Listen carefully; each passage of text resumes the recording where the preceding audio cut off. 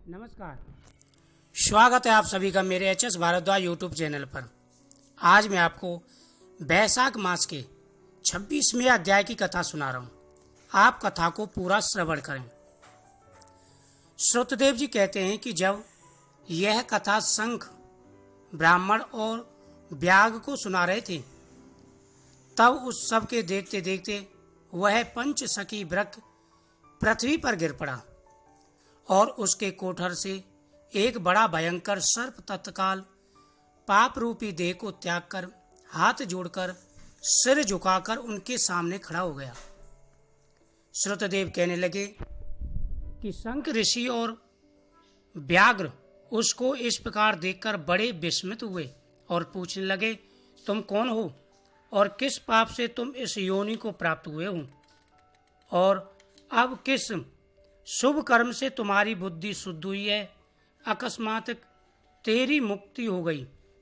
शंख के इस प्रकार पूछने पर वह पृथ्वी पर दंडवत गिरकर सिर झुका और हाथ जोड़कर कहने लगा कि मैं कुशिद मुनि का पुत्र रोचन नाम वाला प्रयागराज का ब्राह्मण था। आसन, शयन, निंद्रा, लोकचर्या, ब्याज लेना, यही मेरा कार्य था। मेरी किसी के प्रीति श्रद्धा नहीं थी। इसी प्रकार मेरा बहुत सा समय व्यतीत हो गया। एक समय भगवान के प्रिय बैसाख मास में जयंत नाम का एक ब्राह्मण आया और उस क्षेत्र के रहने वाले बहुत से हजारों स्त्री पुरुष उससे बैसाख मास की कथा सुनने लगे। सब लोग प्रातः समय स्नान कर मन लगाकर उसकी कथा सुनते थे। मैं केवल कौतुक देखने के लिए वहां पर जाया करता था। मैं सिर पर पगड़ी बांध पान चबाकर बड़े दम्भ से वहां जाकर लोगों से इधर उधर की बातें करता और उनका मन कथा से हटाता था। उसी दोष के कारण मेरी बुद्धि नष्ट हो गई, अवस्था क्षीण हो गई और सन्निपात से मेरे प्राण निकल गए। यमदूत मुझको पकड़कर बड़े भयंकर नरक में ले गए और मैं वहां 14 मनंतर तक अनेकों दुखों को भोगता रहा।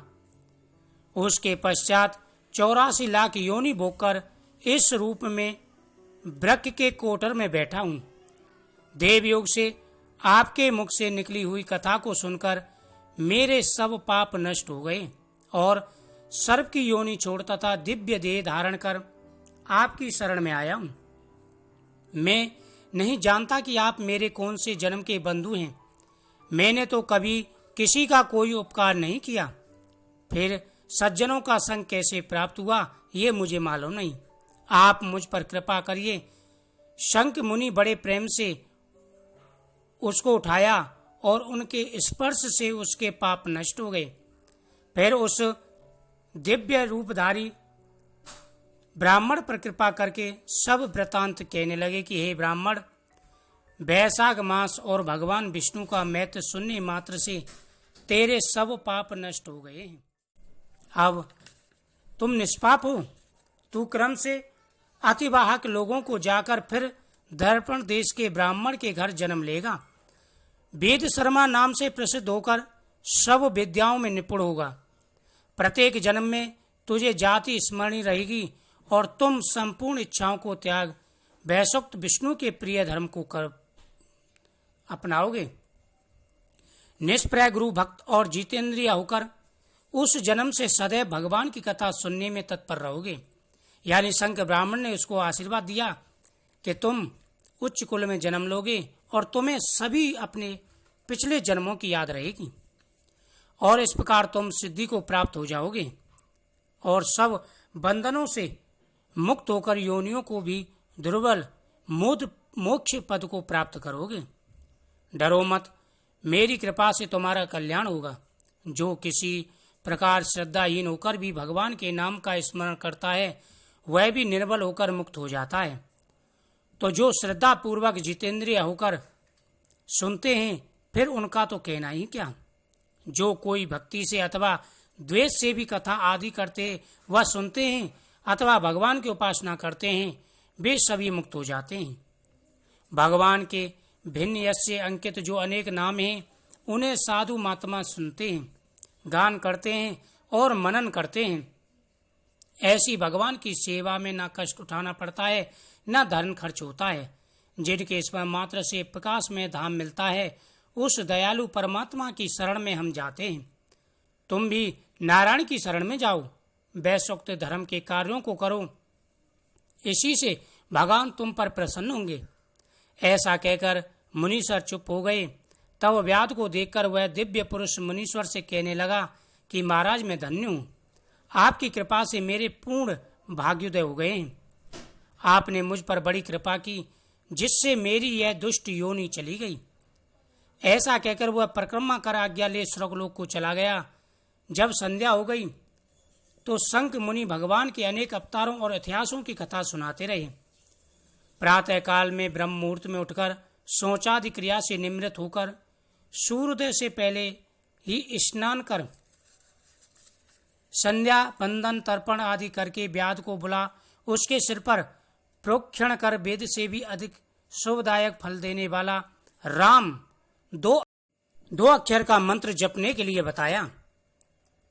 संक कहने लगे कि हे व्याध, विष्णु का नाम अनेक पापों को दूर करने वाला है। इससे हे व्याध, तुम निरंतर राम नाम का जाप करते रहो।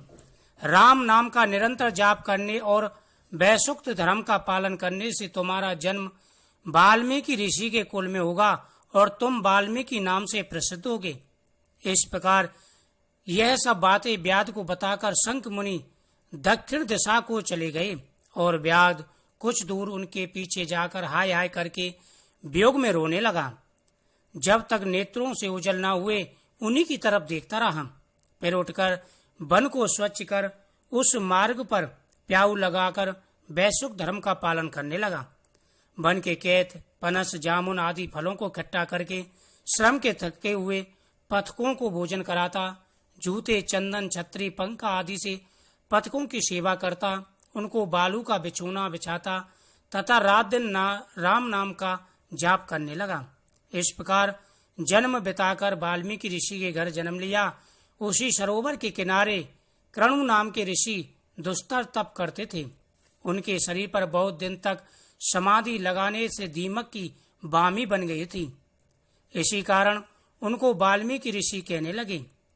तप के अंत में स्त्रियों के गाने के शब्द सुनकर उनका मन चलायमान हो गया और एक भील जाति की स्त्री से उसने वाल्मीकि नाम का पुत्र उत्पन्न किया।